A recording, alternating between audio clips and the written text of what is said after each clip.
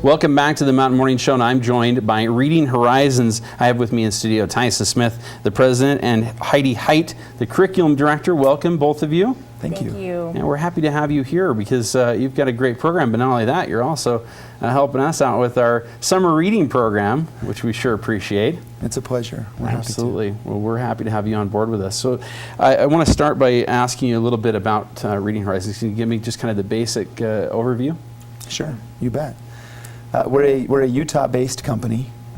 We've been in business for almost 30 years now, and our mission is to teach people how to read. We focus on literacy skills, so helping individuals who have struggled to learn to read, to overcome those struggles. So, well, certainly it is surprising to many people, I think, how often people are challenged to learn to read. I think that it's something we don't talk about an awful lot, probably not nearly as often as we should, unless we're the parent of someone who's struggles. And I know that when I was little, I had an eye that wanted to flip everything upside down, one eye that just was not going to cooperate with me.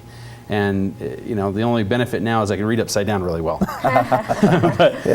which is a good thing. But my parents got on it early, and that's really the focus here too, is to kind of catch things and figure out what challenges somebody has, isn't it? That's a big part of it. That's true.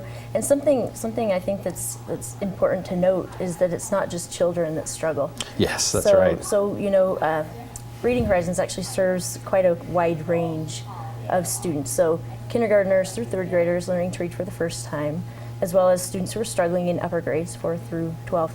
But we have a lot of users who are adults. A lot of people that just didn't quite get it in those younger grades. Exactly. So it's important to not neglect them as well. What makes you guys different? What really separates you from other folks that are out there teaching people to read better? It's probably our focus on strategy instruction. Okay. If you Google, teach reading or learn to read, you'll find hundreds of programs that, especially software that people have developed these days, that is intended to help to remedy the problem. The problem is that in many cases it's drill and kill. It's a workbook on the computer that doesn't actually empower students with strategies. And so our focus is helping. First of all, we teach teachers to teach reading strategies, and then we help empower students by giving them tools such as software, but it's instructional. It gives them rules. So many students who have struggled, instead of just when they come across an unfamiliar word, in so many cases their confidence drops to zero, and they just they'll close the book and feel like I'm too dumb to read. Where we give them rules, we help them understand that there are patterns in English, and once you've learned those patterns, you can read almost anything. And so we help them understand that, which builds, really, probably more than anything else, we build confidence and self-esteem.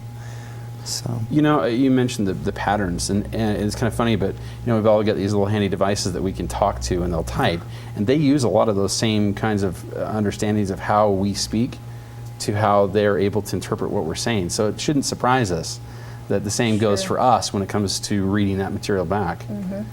And I think our brains are really wired to recognize patterns, and so this particular method is really unique because what we do is we establish patterns for our students. When they come across unfamiliar words, they apply those patterns, and they're able to read, with fluency and with automaticity. Well, I'm curious about, we mentioned obviously kids and adults, but can you kind of overview for me who benefits most from these types of, from this opportunity with your folks? So I mentioned in kindergarten to third grade, we've got those students that are learning to read for the first time, and that's really critical. Those are very critical years in students learning how to read. Also, there are students within those grades that may have some issues. They may have processing disorders, dyslexia, for example. And this particular method is wonderful for those students as well. So it's a wonderful fit for those K to 3 grades because you're helping all of those students. But then we know that there are students that don't quite get it. We know that there are students that have some struggles because the method that's being used, they're not quite grasping it. In fact, we know that about 3 out of 10 students are not going to learn to read. 7 out of 10 will learn to read, probably regardless of the method, but 3 out of 10 need an explicit, systematic approach to phonics, where students are learning those patterns, letters, and sounds. And if they're not getting it in those younger grades, they're going to have some issues when they get older. So this method is used in a lot of schools for students who are in the 4th through 12th grade levels as well as an intervention. And I want to mention too, I mentioned adults, but it's kind of fun when you think about the huge range of students that we're able to help, because we've got students who are in college, Right. ESL students in particular. There's a huge need in that particular market, because that's where students are learning how to make sense of the language. Right. And prisons, so correctional facilities, it's used quite a bit there as well. Which is such a huge thing, just for the sake of, Yeah. if you start getting to that, the basics there, figuring some stuff out, and then allowing that person to finally become educated. Sure. Recidivism goes down. This is a huge benefit to all of us. Definitely. Well, and to understand that, and most people don't, the average reading ability in the prison system is about a 4th grade level. Wow.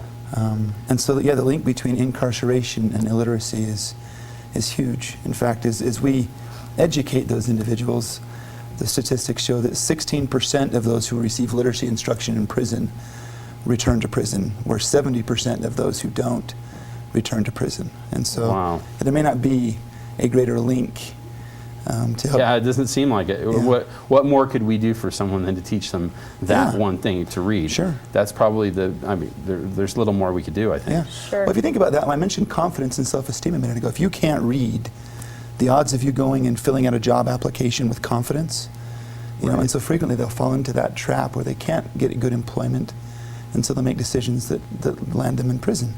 Wow. And so, yeah, that's, in fact, our program is used in hundreds of prisons across the country, teaching inmates how to read. So Now, you mentioned it's in schools. How many schools are you guys in nowadays? over 10,000 schools Wow. across the country. Wow. Yeah. That's quite a tool for teachers. Yeah, Sure. yeah, it's wonderful. And as Tyson was mentioning a few minutes ago, we talk a lot about strategies, empowering students with strategies, but something I love witnessing is teachers' reactions when they're being trained in these strategies. It's the light bulbs are going off. They have lots of aha moments, and that's because I think we don't realize that there are so many consistent strategies that we can use to teach students how to read. So something else I want to just point out quickly too is that we do have a home use market as well. So parents that's who want to great. help their children as well are empowered in that way. Well, it looks like we have somebody doing some of these strategies on screen right now with, looks like understanding the development of a word. It looks something to that effect. Is that right? So it's you can see that teachers using a very unique marking system. So we've mentioned a few times those patterns. So essentially what we're doing is we introduce a unique marking to these students so that they can recognize those patterns. Essentially, they're proving why words say what they do, and then when they come to an unfamiliar word, they use those patterns, they apply those markings, and they're able to decode effortlessly. That's awesome. Which is also, if I can insert Yeah. there too, we're empowering students with those strategies, but we're also empowering teachers. Right. If you ever watch that video, I think there's a segment where that specific teacher says something to the effect of, I didn't understand these rules. I came out of college and I didn't know Exactly. how words worked, how to Right. explain the rules that govern the language, and so it's an empowering experience for teachers as well. I don't suppose we should be surprised to hear that, because just a week ago there was unfortunately for teachers, there was a report that came out that said that colleges weren't preparing teachers That's right. to teach, and That's right. obviously this probably falls in that realm. That's right. Yeah, well, and it's wonderful too. We have a tool, an online training tool for teachers, pre-service teachers, so students at universities who are going through and striving to improve their ability to communicate these types of strategies to students. It's free for teachers That's excellent. to work online. So, It sounds like we have a graphic as well that we're going to throw up here too, and you can tell us about what we're seeing here. And this is what Roosevelt Middle School, and what are we seeing here? that was a project, a research project that was done last summer for some students who were going into junior high that had struggled with reading. There were 16 students that went through this study, and in just a few weeks of instruction grew over 2 grade levels in their reading ability, Wow. which is huge. If you're a 14-year-old, a 13-year-old student, you're reading at a 2nd or 3rd grade level, 4th grade level, to be able to show 2 grade levels of improvement in a matter of a few weeks is significant. It's Well, significant. super important too, as I understand it. Oftentimes, I work in my children's school as well on their community council, And the one thing that we talk about is how critical that time frame is right there. From 3rd grade to when they enter middle school. If they don't have it Sure. entirely figured out, that becomes the child that then is just either pulled through and comes out on the other side Sure. bewildered and probably is struggling, or success. It's really the very extremes on both sides of this. Yeah, very, very critical years, just as you mentioned. And I think it's important to note, too, that those statistics seem too good to be true, you know, that data that we just saw. Yeah, but it's that's great. very consistent. We see that all the time. And I think it's definitely attributed to the method, the effectiveness of the method, because it is very systematic, it's very sequential. It's very easy for teachers and students to pick up. It's very easy for teachers to teach. Tyson mentioned that online tool that we have. We also have software. So teachers can use manuals to teach direct instruction, or they can use the software as well, which teaches effectively too. Now, we have a lot of very, very involved parents here in Park City and also in Salt Lake, and I'm sure that most of them have probably already found out what their kids are learning, hopefully. If not, ask if your teachers are using this, and if not, there's actually software they can purchase for home Definitely. use, right? Mm-hmm. For sure, yeah. We like to make that available for parents who are interested in helping their children. Excellent. Website address for you guys? Readinghorizons.com. All right, guys, thank you so very much for being here and supporting our Thank you. reading program as well. We certainly appreciate that. I know the kids out there do, and we love having you here on the show. Wonderful, thank you. again. Thank you for the invitation. All right, Reading Horizons, and when we come back, we're going to be talking with Color Me, well, actually, we'll be showing you what we saw at Color Me Rad right after this.